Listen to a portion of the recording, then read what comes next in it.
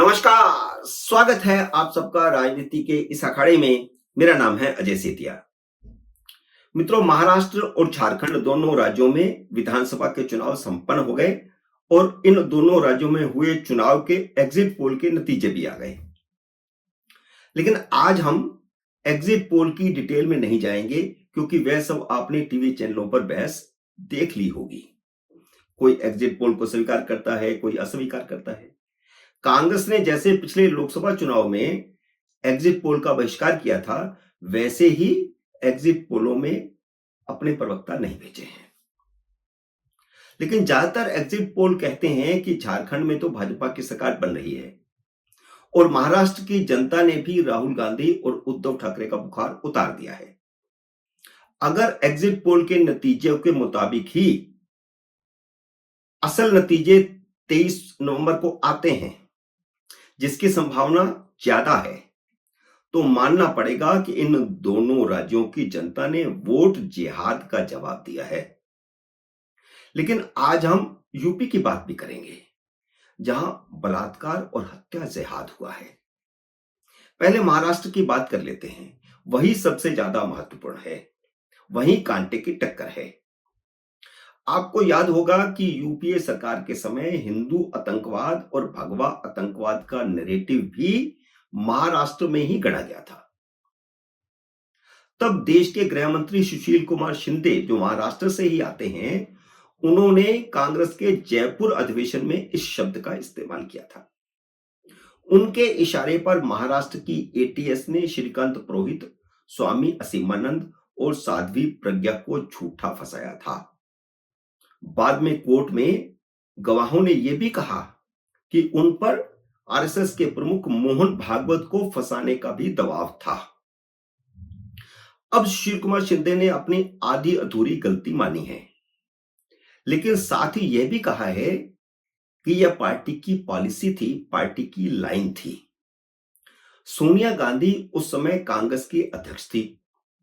Party की policy यह थी कि मुसलमानों को बचाने के लिए हिंदुओं को आतंकवादी घोषित करो और संघ से जुड़े नेताओं को आतंकवाद में फंसा दो। और सिर्फ यह नहीं कि हिंदुओं को दुनिया भर में बदनाम किया गया, बल्कि सुनील जोशी, संदीप डांगे, लोकेश शर्मा, स्वामी असीमानंद जैसे 10 हिंदुओं की लिस्ट जारी की गई और जिन्हें गिरफ्तार किया गया उन्हें टॉर्चर किया गया। और इतना टॉर्चर किया गया कि उनमें से एक साध्वी प्रज्ञा, जिनकी रीढ़ की हड्डी तोड़ दी गई। और ये सब जितने भी मैंने नाम लिए हैं, ये सब आरएसएस से जुड़े हुए थे। महाराष्ट्र विधानसभा के चुनाव में यह बात साफ हुई है कि हिंदुओं को आतंकवादी बताने की पॉलिसी सोनिया गांधी के इशारे पर बनी थी। ये लाइन उन्होंने तय की थी। इसी का नतीजा था कि 2014 में हिंदू एकजुट हुए और कांग्रेस को उखाड़ फेंका। कांग्रेस और उसके सहयोगी दलों ने अब दूसरा तरीका अपनाया है और वह तरीका है हिंदुओं को जातियों में बांटो और मुसलमानों को अपने पक्ष में एकजुट करो। मुसलमानों का कोई वोट इधर उधर जाने मत दो। मुसलमानों को पुचकार कर रखो और हिंदुओं को डराकर साथ लाओ। लोकसभा चुनाव के इस सफल प्रयोग के बाद इस बार महाराष्ट्र विधानसभा में उसी फार्मूले को दोहराया गया है।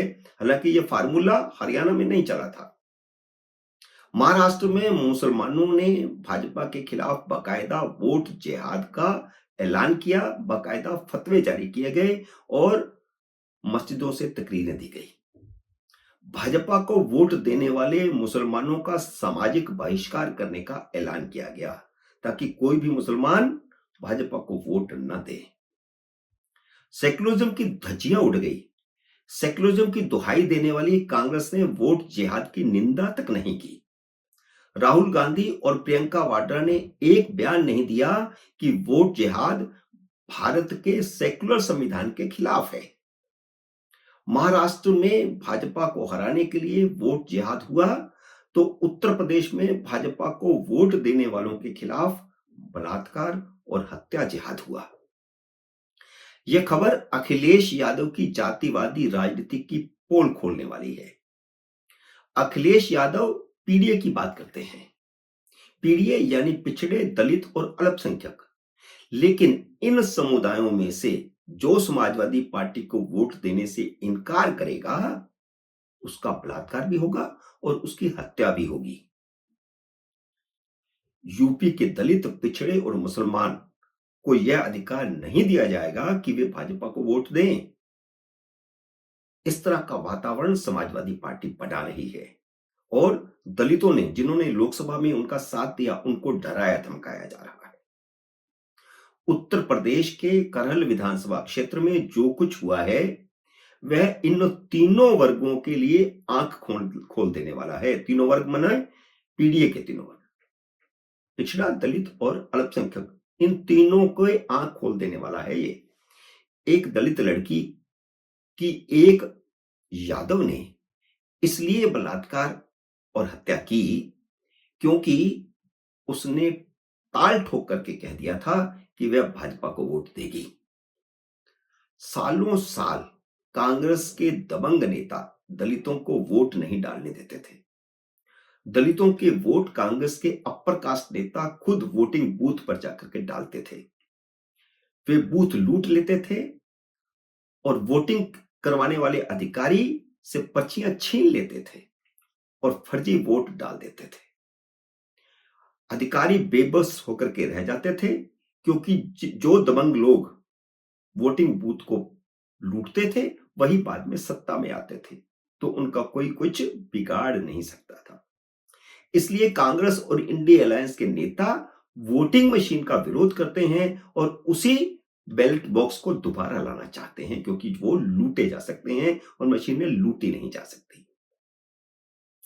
लेकिन जैसे ही अखिलेश यादव दलितों, पिछड़ों और मुसलमानों के बूते थोड़ा मजबूत हुए हैं, उन्होंने उन सभी जातियों को अपना गुलाम समझ लिया है और उन्हें डराना धमकाना शुरू कर दिया है। एक दलित लड़की ने बगावत की हिम्मत दिखाई तो उसका बलात्कार करके उसे मौत के घाट उतार दिया गया।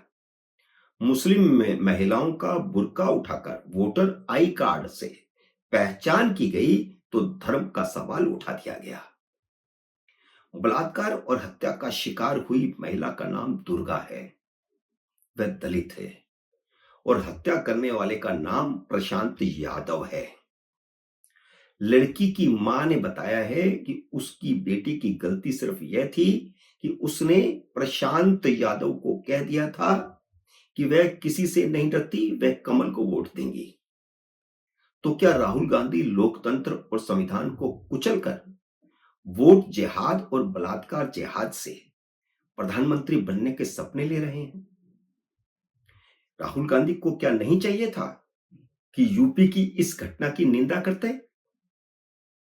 संविधान और लोकतंत्र को बचाने का कितना बड़ा झूठ बोल रहे हैं राहुल गांधी।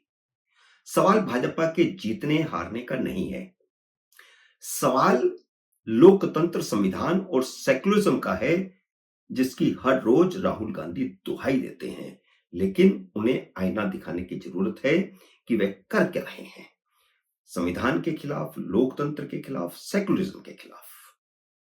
मित्रों, उम्मीद है मेरा ये वीडियो आपको पसंद आया होगा। इसे लाइक और शेयर कीजिए। अगर आपने मेरे यूट्यूब चैनल को अब तक सब्सक्राइब नहीं किया तो कृपया सब्सक्राइब करके अपना आशीर्वाद दीजिए। जल्दी मिलते हैं अगले वीडियो में किसी अन्य विषय के साथ। तब तक नमस्कार।